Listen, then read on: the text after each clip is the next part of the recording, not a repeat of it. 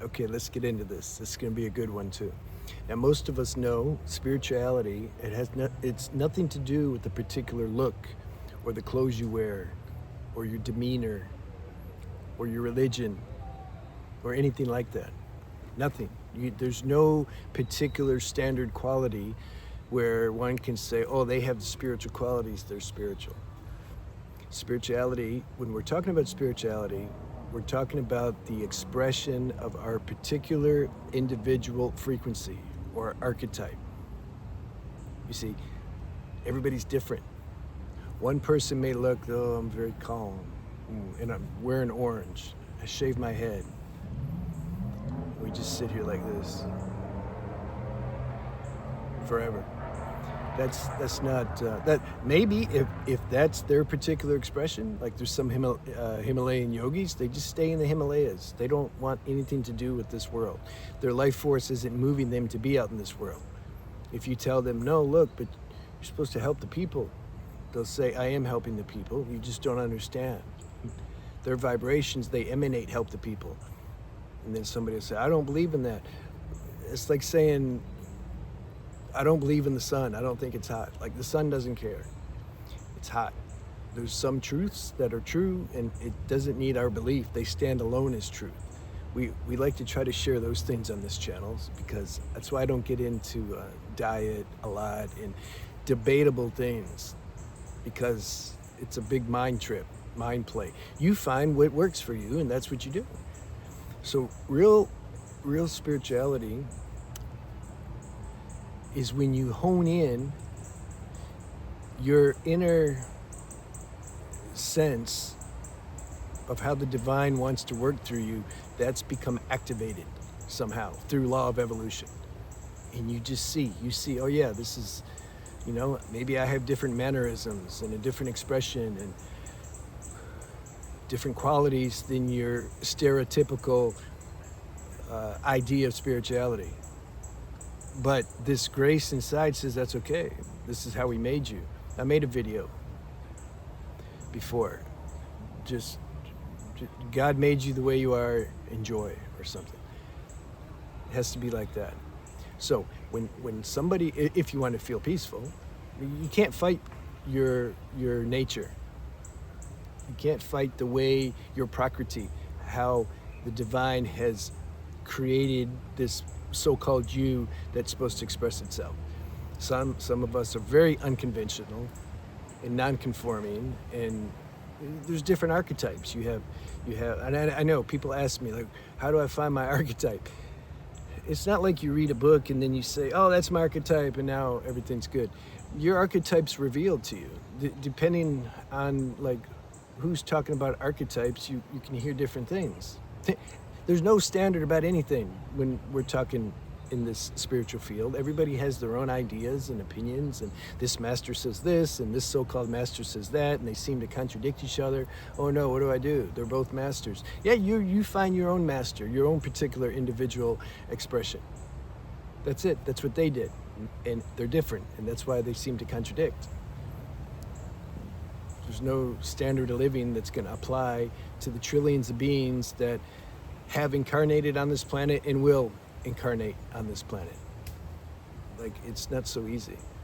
So you have what are some archetypes? You have you can say the love archetype, and you have like wisdom archetype, and you have like more of a rebel archetype and a joker archetype, mother archetype, guru archetype, the mystic archetype.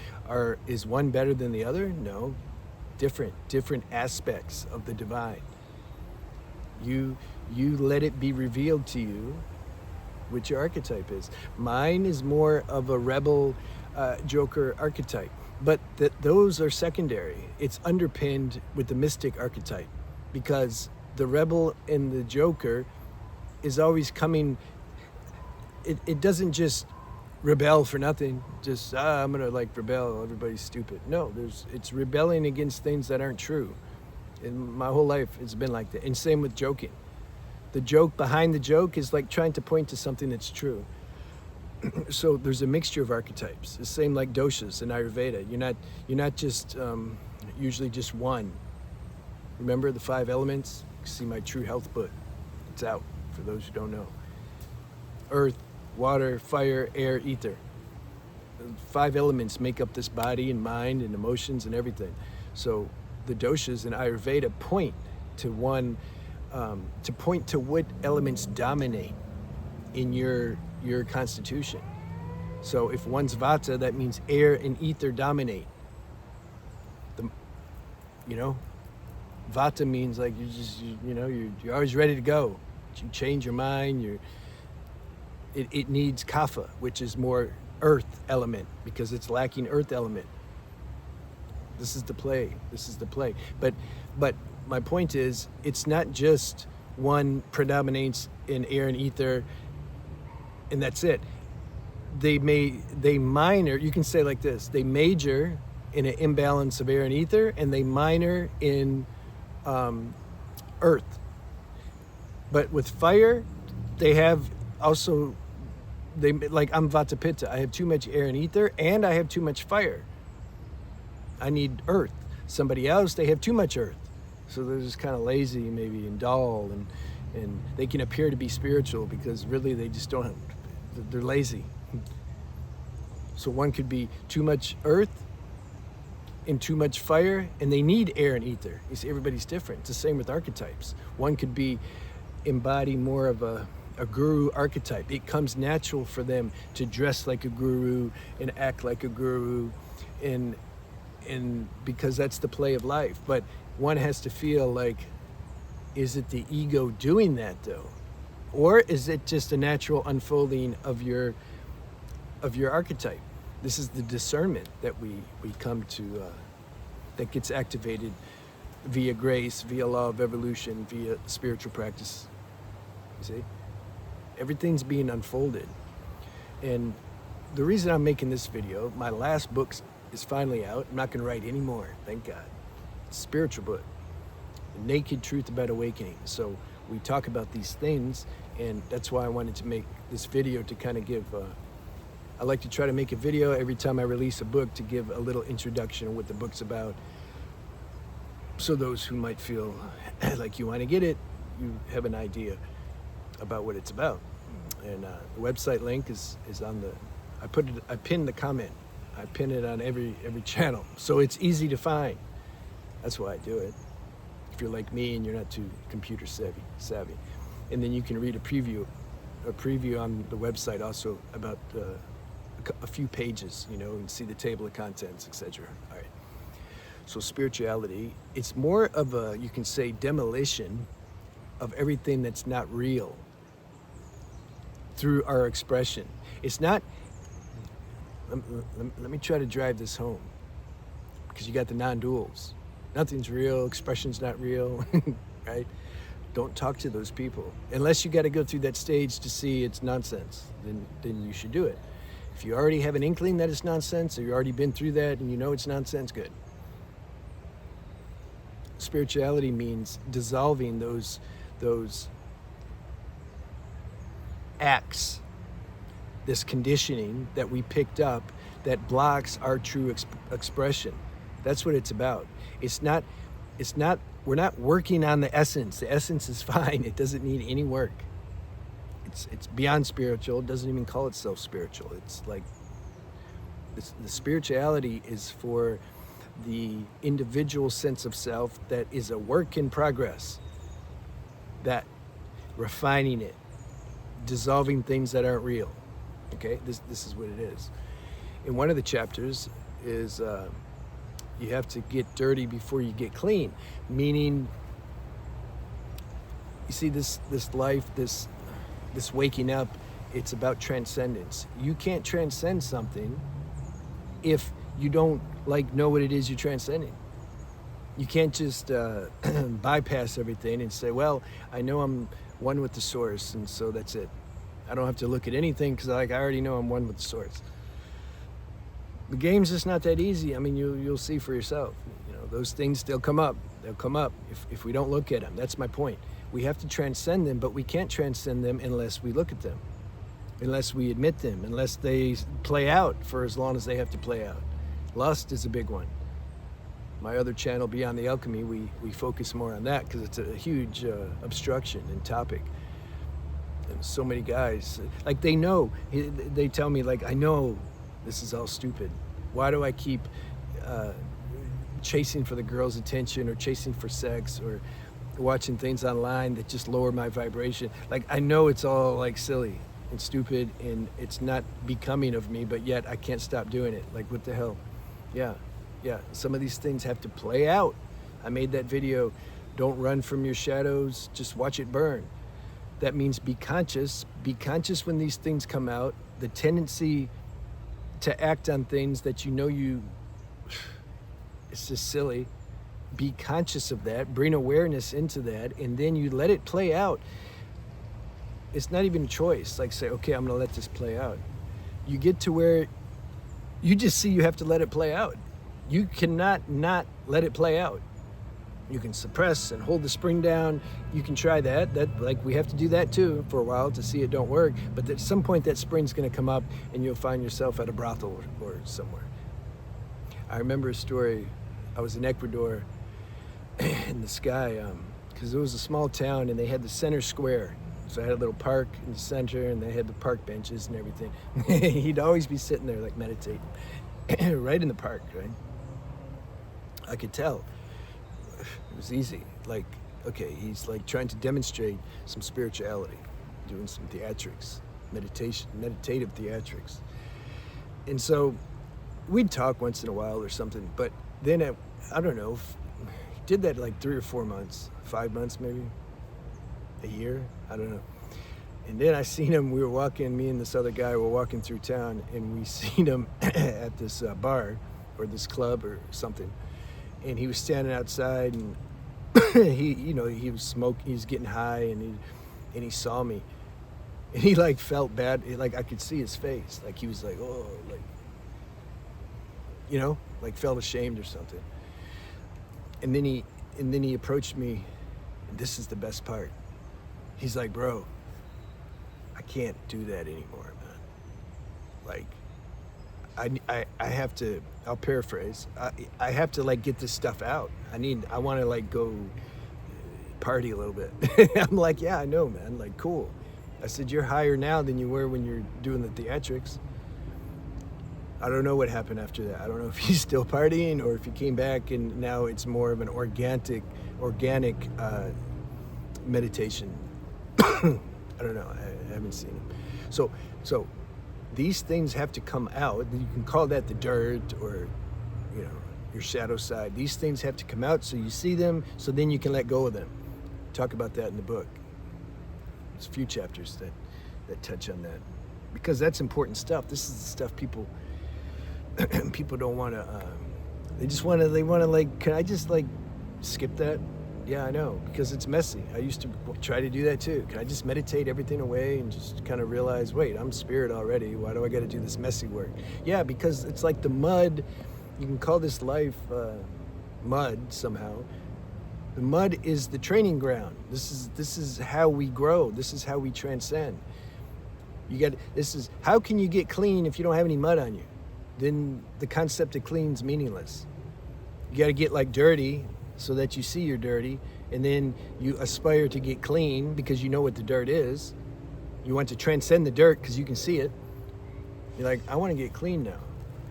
Then you start to get clean. That's an organic transcendence. And then when you speak to people, you have some power. You have some vibration behind your words. You're not just a talking head that's reciting mystic poetry that you like read from someone else, imagining that you're embodying that.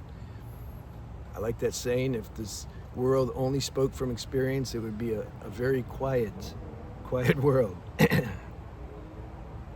That's what animals do. Like they're just natural and real. That's why people like animals. So every heartbreak, every addiction, every illness, every so-called negative thing that causes pain and suffering, that's training. That's transcendence. There's spiritual vitamins in there that get unlocked via the suffering. There's just no way around it. There can be a period like these things, man, they're buried so deep. and they're dormant. And it takes, you understand, it takes that pressure that you can call suffering or pain. It takes that to like unlock or to make those seeds sprout. It takes all that pressure. It's like a water structuring unit. I'm a proponent of those. You put your regular water, tap water, or even bottled water, because a lot of the bottled water's dead. I have a True Health book. I get into all that stuff. You put that through the structuring unit, and the unit, what it is, I don't know how they do it. It's a good invention. They have these different minerals in the structuring unit, and it's compressed by like many, many tons of pressure. And it pushes on those minerals and those elements, and then that emits a certain vibration which purifies the water. Try it. Get because some like me in the past, I don't know if that works. And the guy said, I met also in Ecuador, he says, try it. Here's a glass of water that hasn't been run through the structuring unit. Here's a glass of water that has. Try it and see. If you don't tell the difference, then yeah, don't do it. I was like, damn, this is the one that's went through the structuring unit. Yeah. My girlfriend used to call it happy water. So that's what kind of happens to us too. To release this, our spiritual nature, it needs to be compressed. You need some pressure via trials and tribulations of life.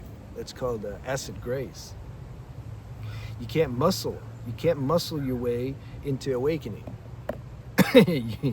Try it and see. It's more, well, we have to try it and see anyway, but it's, you try to do it. What does it mean, muscle your way into awakening? Intellectually try to understand. You read the scriptures and the books and think, the mind says, oh, I understand. That's one way. Another way is you have certain shortcomings you want to stop doing. I want to be loving now. I'm going to muscle my way into love. When I go outside now, I'm going to smile. I'm practicing love. See? Oh, he cut me off. Wait, I gotta put that away. I can't do it. Yeah, you can. It has to be organically, it has to be organic. The same, however you feel right now, whatever your natural state of being is right now, that will feel the same when it's time through evolutionary journey, evolutionary law, when you become more loving and compassionate. It's just like, you don't even call it that. It's just somehow there. It got released inside you. You see? You can't practice these things. They have to become what you are. And it is what you are, but it has to be released. And there's no perfecting these things. You're still gonna fall short maybe during certain circumstances or situations. You give yourself space for that. Like, damn, I was loving for 1 week, but now I wasn't loving. Okay, cool. I'll be loving again when I'm loving again. I'm like open to being loving, God. Is there something I need to look at or do, or do I need to just chill a little bit, or am I just going through some process? Can you help me not judge myself and let this pass so that I can, that dirt can fall away and I can come back into my natural state? You find your own way of praying and talking to God, but you realize that you can't force this thing. That's my point. So I talk about self-inquiry. There's a chapter in the book of self-inquiry, and I talk about it, what it means to me, my own way. Self-inquiry is when I look at something, man. I'm looking at this, you can say human shadow self, or things that need to be transcended, that come up in my daily life, or when I'm interacting with others, or if you have a relationship or something, it really comes out then. That, I'm looking at that. I'm looking at that. Oh, I feel the tendency, I feel the burn. I see the mind talk around it. Oh, I'm watching myself judge myself. Oh, I'm watching myself actually also want to transcend. You look at all that. Now, do you want to go a step further and say, yes, but who does that tendency belong to? And am I, you find your own way. You have to find your own way with everything, with self-inquiry, with prayer, with your spiritual practice, with everything. You have to find your own way. For me, it can get too mental if you start dissecting things too much. It's like the mind will say, well, yeah, I know I'm not this shortcoming. Okay, well, does that change anything? Does that like make you feel better? I see an intruder in the background. I don't know if they're trying to scope me. If you feel better by seeing that you're not this defective character, if that allows you to transcend it, okay, well, good, then do that. For me, it wasn't that easy. If it was, man, that was great. That's why I liked it to begin with. I'm like, I'll just self-inquiry everything away. The same like the non-dual everything away. But I found like it wasn't so easy. So I talk about self-inquiry in a more practical, realistic way and how it can be beneficial. Then I have a chapter, 180 degrees the other way, devotion. Devotion meaning surrender.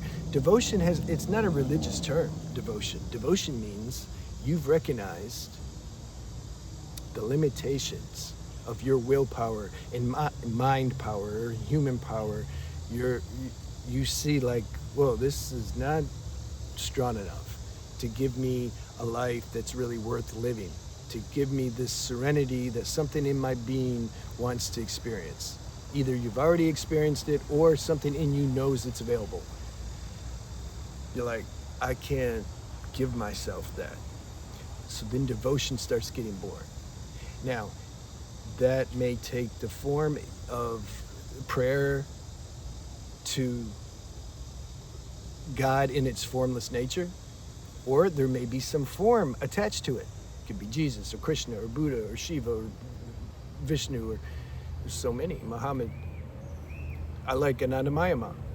Those who have done private sessions with me and groups in the past, I'm taking a rest now from the groups, you'll see the picture in my background. Like this is my form. I pray to both, the formless, and I like looking at her because I see the formless in her. I'm not worshiping her in form, but somehow she gives some shape to the formless. So I'm a proponent of both self-inquiry and devotion. Self-inquiry allows all these things to come up that seem to be blocking me from recognizing my true nature. And then I see, whoa, I'm powerless over this. I see it's blocking me, but yet I can't do nothing about it. Oh, shit. Oh, wait, devotion. There has to be some power that can do this for me. There must be. Faith. Okay, I'm going to start praying to this power to help me. In whatever way, according to your archetype, that you express naturally. If you don't know, try stuff and see. You can't just sit here and say like, well, I don't know, like, well, what do I do? Somebody tell me. No, you try things. You try all different things and you see which one clicks, which resonates. All right, so we knocked that out. Oh, good. We're almost done. So technically speaking, even this whole awakening is a dream. It's not really real because, as I alluded to in the beginning of the video, this whole idea of spirituality and awakening is for the human individual dream self. The expression of this human self, individual self. That's is the laws of evolution and laws of karma run this evolutionary journey. So it's that's starting to wake up to its true nature. You can't force it. You can cooperate. Keyword, cooperate with this unmasking and unrevealing and transcending process that the laws of evolution and laws of karma are running. That's what you can do. How do you cooperate with it? Acceptance, Like, this is what it is right now. This is what it is. Being aware, being conscious of how this is playing out, being conscious of these energies that are working through you and causing ruckus or causing good things. Either one. Law of duality, that's also running everything on the level of expression. You just start to become conscious that this show is running itself. You're afforded the opportunity and sense that you're running it. That's part of the high-tech 3D software. But you start to become more and more aware. It's like, wait, this show runs itself. I'm another puppet among the other 8 billion puppets, all thinking like we're doing something, but really we're kind of just all doing, life's running through us and we're doing our own thing. Waking up to that. If you're willing and open to do that, you'll realize something, I don't know what to call it, something starts seeing this from a broader perspective, like you're watching your puppet self do its thing. It's like you're playing the puppet, like some higher power, which it's you on a certain level. You're like playing this puppet. There starts to become more awareness of that. And then you cooperate with that. You just kind of sync with that. That has to be revealed in you. Like, somebody can't give you instructions on how to do that. Like, most won't even know what we're talking about right now, let alone understand instructions how to do it. It's not a doing, it's a revealing. All right, lastly, our human self, this is just another way of saying it, what I just said. Something realizes that it's being absorbed into our greater self, you can say, our universal self. I've made videos, individual self and universal self. This individual self, through awakening, through evolving, starts to recede. It's not that it becomes more. No, it becomes less in terms of this ego-driven thing. It becomes more because our true nature, our universal self, is flowing through it more. So of course it's going to be more. It's going to be more vast, more expansive. All these things, man, they happen automatically, and you just don't have to worry about it. Sometimes I don't want to talk too much about it. I want to demystify things. I don't want to make things more complicated or sound more complicated. There's nothing wrong with your human self. This human self, don't curse it, or it has to be there. It's the raw material. You need the human self for awakening. That's the thing. The non-duals don't get that. You need the duality to experience the non-dual. Like, you need all this. All these things are put here for the highest reasons. It's just a matter of, can we discover, intruders, can we discover that? When you discover that, you can't really curse anything. You realize, oh wait, it's like this is all divine compost. All right, we're almost at 30 minutes. So if you want to see my book, I got 5 books total. I'm done. It's my whole life. Those 5 books is everything that I've learned. I don't know much. It's all in those books. When it comes to like knowing how to change a flat tire and do things like that, I don't know, man. I'm not a handyman. I used to ask my girlfriend, like, do you wish I was a handyman? Girls like handymen because they can fix stuff. I can mastermind stuff. That's what I told her. I can mastermind it. I can get somebody to fix it. That for sure. But like, isn't that good enough? Or do you want me to fix it? If you want me to fix it, no, can't do it. So you can check out the books I have. I have a spiritual book. I have a preserving your sexual energy book, a true health book, a plant medicine book. What's the other one? I don't know. I forgot. Autobiography book. Good. I think this might be, is this the longest video I ever made? Maybe. So you guys have a good day. And if I can leave you with anything, man, this, you're like already being taken care of. It doesn't matter. Don't trust your feelings so much. Doesn't matter how it feels, because your feelings are going to change. It doesn't matter how long you felt that way either. when you consider eternity, you're not going to feel bad forever. You can't. It's impossible. So trust that. Trust this process. You're going to be fine. Like, don't you know that? Like, I'm not just making this up. Like, do you think that you're different? But somehow, like, I used to. That's why I'm saying it. I'm like, no, man, I have serious problems. I have a nervous system issue and a chronic pain problem. And, like, I can't do it. Like, but then I had to reflect, wait a minute, really? So God or the universe makes certain beings that are just out of luck, like they can't do it? When I contemplated on that, I realized, no, that can't be it. And then there was some openness. And then maybe I met somebody who gave me some inspiration or found a book. Or you see, that it just, things start to fall in your lap. You can't. I like the saying, don't quit 5 minutes before the miracle happens. There you go. See you guys.